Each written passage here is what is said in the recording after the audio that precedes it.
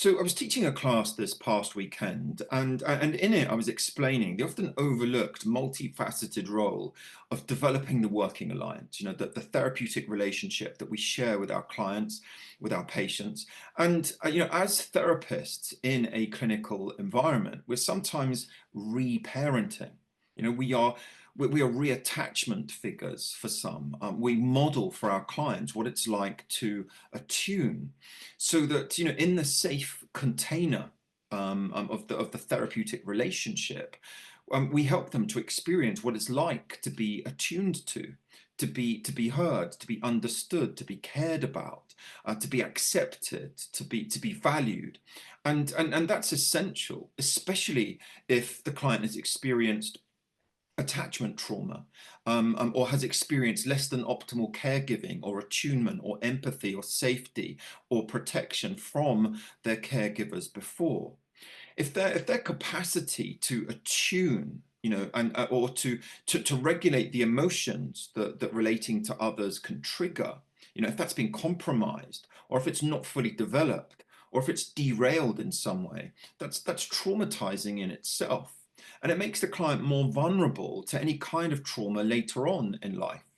Attachment trauma, that doesn't just make clients more vulnerable to trauma later on, but it makes them very wary and mistrustful, or even, lacking in skills that are required to draw upon the resources and the support and the help that they need from other people in order to help them recover from trauma.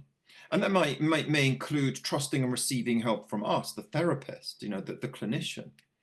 I was reminded, I attended a guest lecture recently, and I was reminded that all the help and the support and the skill that we want to offer our clients won't necessarily do any good at all if the client is walled off from receiving it, if they're mistrusting or of taking that support in, or if the client doesn't perceive us as safe or supportive. They're going to struggle with that. We're ultimately learning that safety is essential, and the client's perception of safety within the therapeutic relationship is the neural platform for them to change, for neuroplasticity to occur, and for learning and for recovery and even growth from trauma.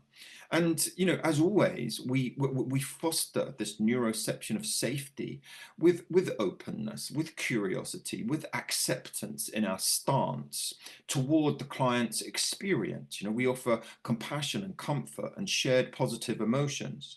I'm here at this college. We teach a great deal more ways to generate the neurochemical and emotional resonance that signals safety to the client's brain. We need to create that safe container in the therapeutic relationship with the client so that they begin to experience safety and trust and hope in the relationship with us. And then they can move into a secure attachment and recover that inner secure base of resilience moving forward. Okay, that's it for today.